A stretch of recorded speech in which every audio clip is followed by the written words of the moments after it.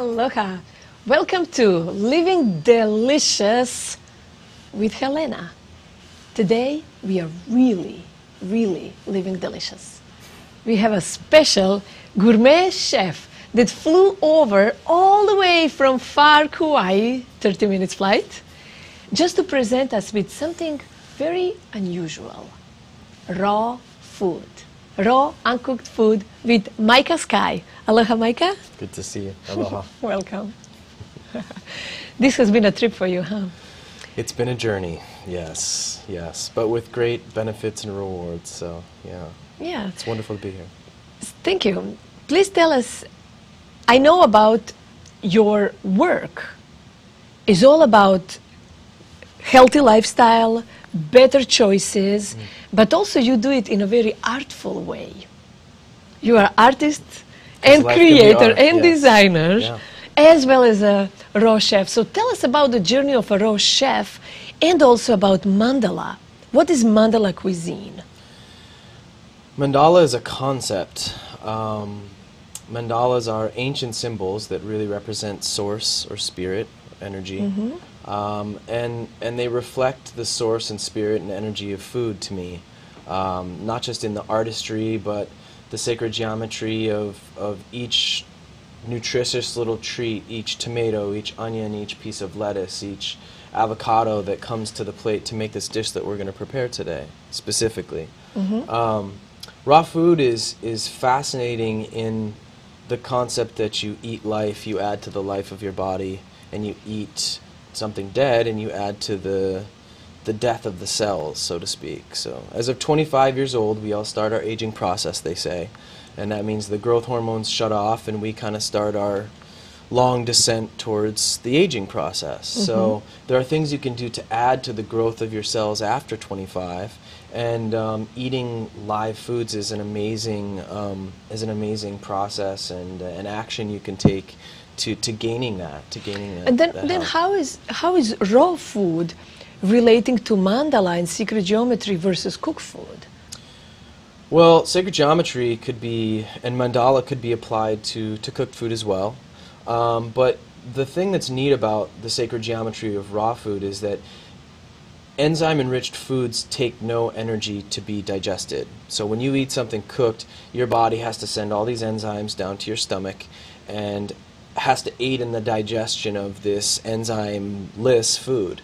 So food that has enzymes in it, the food digests itself. So the concept of eating something for energy that would take energy to make energy doesn't really make sense to me. So these foods are light, they're filling, and they digest and synthesize into energy very quickly. So I always tell people that this is the eater's diet, because I love to eat, and when you eat this food, you have to constantly eat and eat and eat and eat. So, you know, and that's a really neat thing about it. But for some people, again, you know, we're set in meal plans, right? You eat this big heavy meal and you're tired and you sit back and you unbutton your pants and you have to relax, and I don't understand that if you're eating for energy, you should be ready to go, you know? And that's what this food really does, is it... That's why we have coffee. So you create stimulants to give you a boost, and you sip that after your meal that's weighted you down. And, you know, again, with the industrialization of food came the concept of having to cook food, because we didn't trust how fresh it was, because it could be refrigerated or it could be dried and put in a box. And so we really lost that more communal relationship between farmers and even, I'll say, butchers, even though, again, we're talking about vegan raw. There was still that closeness, that close-handed relationship that kind of fizzled. It became less personal. What I really personally like about you is that although I've been vegetarian since I was 15, and vegan, vegetarian, combining those things, most of the vegetarians and vegans are on a mission to prove something to the world. The righteous. Yes. The righteous ones. And in your case, knowing that your own daughter eats meat, she does like meat. Shows a lot of peace in the family. Well, I was the righteous vegan for 10 years. I alienated a lot of my friends and family. And family, yes. exactly. And you know, I had some teachers that really humbled me, and they challenged me to put it to the test, to try a piece of meat. I've claimed that I would get sick because it's been 10 years since I've had some. I don't have the bacteria to digest it.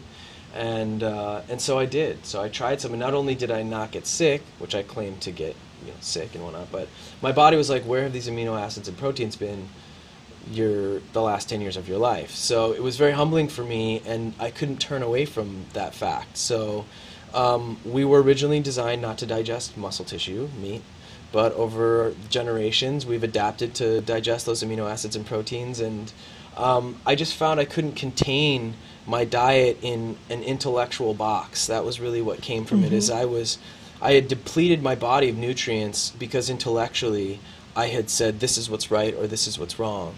And in regards to my daughter, a 2-year-old who has no intellectual understanding or awareness towards what is right or meat is murder or any of these things, she just knows what the body wants. Yeah, no fanatism. So without even, I didn't teach her the word, we hadn't even have given her any meat, and she smelled it, and it was like her body just knew, like, I want those amino acids and proteins.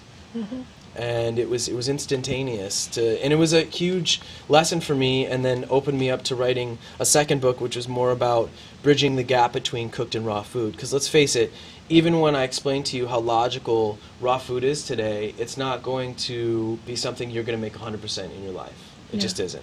So can you tell us briefly about your first book as well? Yes. The first book to me is everything that every other book wasn't for me as a traditional chef going into, or just Johnny doesn't know anything, going into the raw food diet, the raw food experience. It is a gourmet raw cookbook as well as an instructional, educational manual. It is also a superfood dictionary and an urban spice guide, all combined into one. So it's everything I wished I could have had compressed into 350 pages of wonderful information, full color. So let's say original question, why would somebody start with any kind of change in a diet? We have been eating this since time immemorial. My mom, my grandma, everyone cooks like this. Because it's not working. In which ways? How do we know it's not working? Well, let's see. Because usually we don't really assign physical diseases to the food. Right. Oh, my bones are weak. Or the concept that food could be medicine. Exactly. Or it should be medicine. It should be regarded as something that's medicine. Yes. So can you tell us about the transition? Separate from the fact that there's now it's known as a lethal epidemic called childhood obesity in America especially, and just the overall obesity factor in our country. I'm not going to say raw food is the answer, because there is no answer. Good, thank you. The answer is... That's why I like you on my show. It's because we've gone through the... I mean, you know, again, you can get righteous in this or that or whatever, but the bottom line is they'll never be able to prove that there is one diet that will save the world and is amazing and this and that. They've found some very interesting things, like with the Raw Food Challenge, which we talked about. This video where they took a bunch of diabetics and they put them on raw food for 30 days, and I believe it was by the 20th day they stopped taking their insulin shots. They didn't require the insulin shot. So there's been some amazing stuff. I have a lot of patients in my neuromuscular practice that have gotten on the raw food and superfoods and enzyme-enriched foods that have shrunk brain tumors down from the size of a small baseball to the size of a pea. It's within what space of time? I mean, again, there's no quick fix. So I'd say probably about a year to 2 years that she was able to do that. It's the one I'm thinking of specifically. But there, you know, all that you can really look at least for me, and this is where a lot of my fascination came in, was the biochemistry of food and the physiology. How does this food break down in you? What is the biochemistry? What is your body? How does your body break the food down? How does it utilize it?